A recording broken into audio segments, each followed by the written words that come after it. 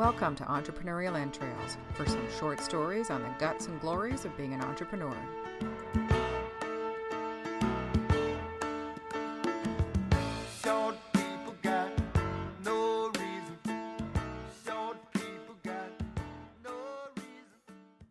Hey, it's Elizabeth Plouffe with Entrepreneurial Entrails, and I'm bringing you live and in person Wise Word Wednesdays. And Wise Word Wednesdays is all about the business book and the happiness of reading about business.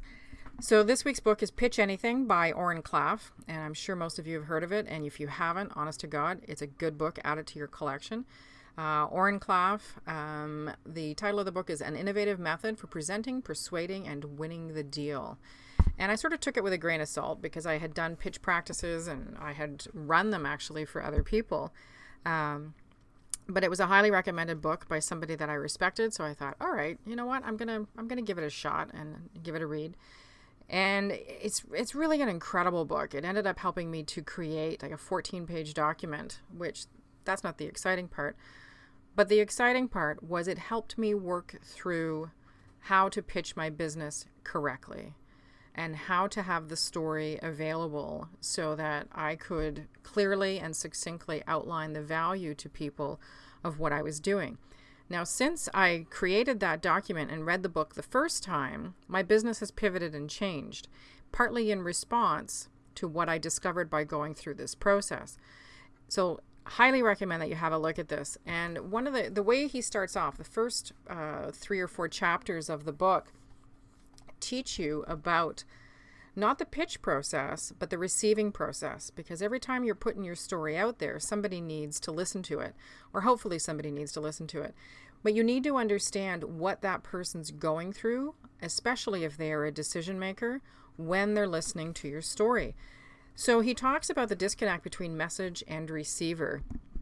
And I'll read you what he says here. He says, I learned from molecular biologist Craig Smucker, that's an unfortunate name, that when we pitch something, an idea, product, deal, or whatever, the highest level of our brain, the neocortex, is doing the work. It's the neocortex that is forming ideas, putting them into language, and presenting them.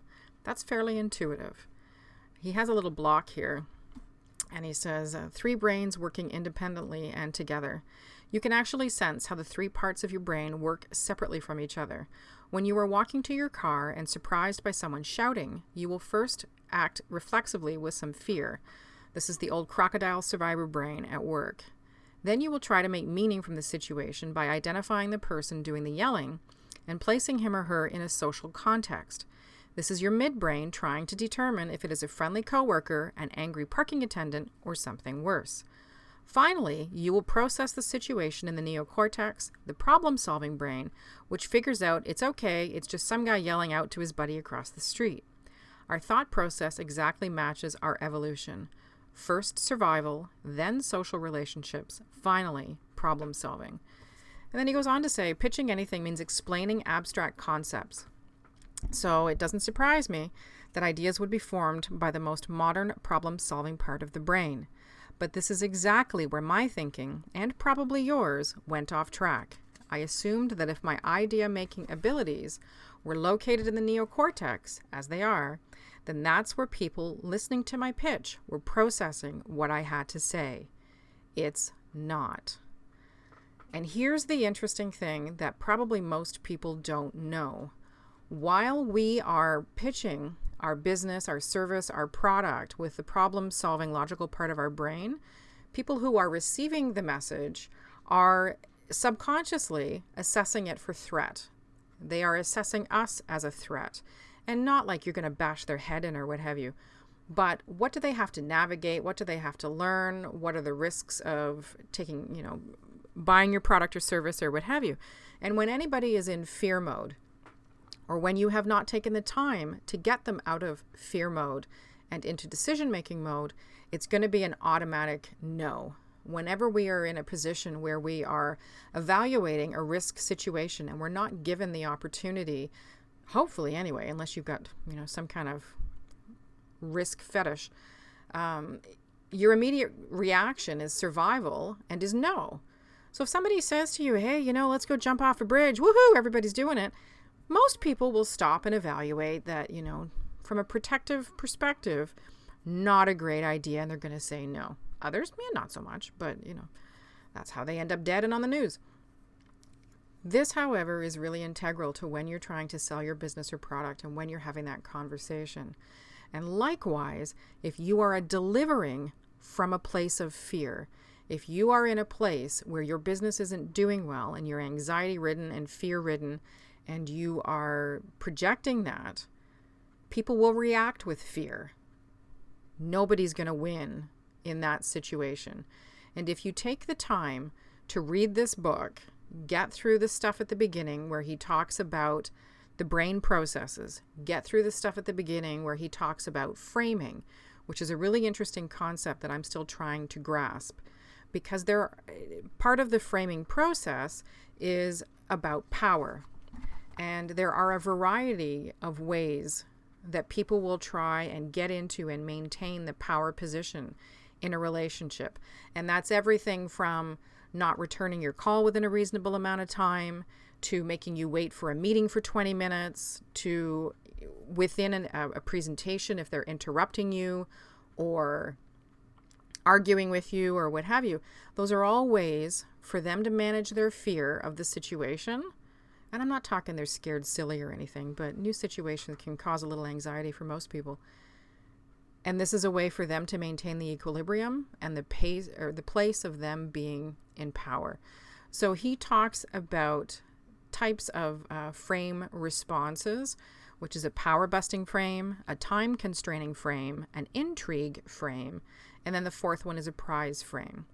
The power busting frame is where you have to be willing to walk away if somebody's trying to keep you waiting or what have you, or shock them out of a behavior that they're in. The time constraining frame is, I can meet you at this time, I can meet you for this long, and if you can't, I'm so sorry, but I'm going to move on to the next person who can.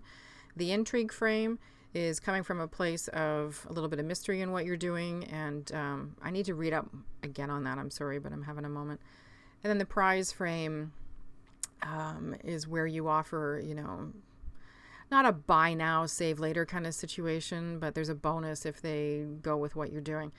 It's definitely something that I need to reread. Thoroughly enjoyed it.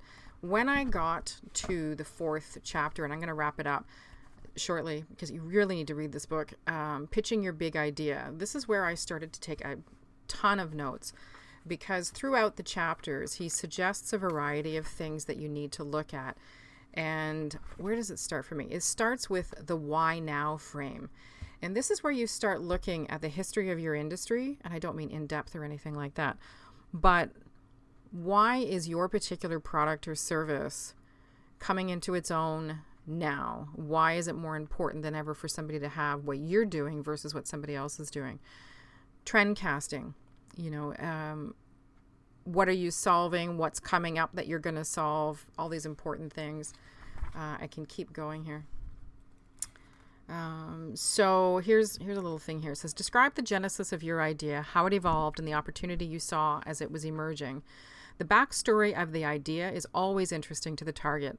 Once this story is told, everything you say in your pitch will be legitimatized by it, which is absolutely, this is why I love statistics, and this is why I love having the research done, and this is what this helps you do. So you have the backstory and people understand that you're not flying by the seat of your pants. Never a good idea. As you craft your backstory, think in terms of how it came to be where it is today and how you found it. Describe the steps in its evolution and show how it evolved, how it moved to finally becoming the opportunity you have now identified and captured. The 3 basic steps are: explain the most important changes in your business, forecast the trends, identify important developments both in your market and beyond.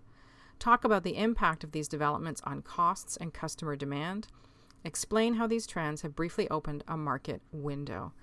Goes on to give examples, and the rest of the book supports continuing with that process. And I was able to identify a whole new set of market and why I was doing what I was doing. What this does for you, and this one's going a bit long, but what this process can do for you is not only identify new opportunities and things you hadn't considered, and I guarantee you if you go through the process, you will think differently about what you're doing. It also gives you that confidence because you've done the research and created the backstory. You don't have to hem and haw in front of your pitch. Bad thing to do. If you look uncertain about your business or your story, how is that going to inspire people to believe in you? And how are you going to get beyond that crocodile brain and get into the neocortex where the problem solving happens? Because that's where the decision happens, people. If your pitch is sitting in, not you pitching, sorry, but if the person you're pitching to is sitting in fear for your entire presentation, you're screwed. You're going nowhere. But if you've done this work, if you've used this book to create your backstory and do the work, I'm telling you, it just goes so much easier. I'm still working on it. I was reading this book while I was putting together 2 businesses, so I was a little split. I am now solely focused on my communications business. I am going to go back through the book, do the process again, and I'm going to make freaking sure that my backstory is rock solid for what I am offering to people. So, From Me to You, Pitch Anything by Oren Klaff. It's a fantastic book. It's a bit of a slog, I'll be completely honest with you, but it's worth it. Get your pen and paper out. If you're struggling at all in your business, you will be inspired to use the tools that he's talking about. It's worth more than one read, which I'm going to do. And that's pretty much it on the book. Go and have a look. But just remember, you know that you have the guts and glory to make your own story. And now you have the tool to make your backstory solid. Have a fantastic day, and we'll talk soon. Bye-bye.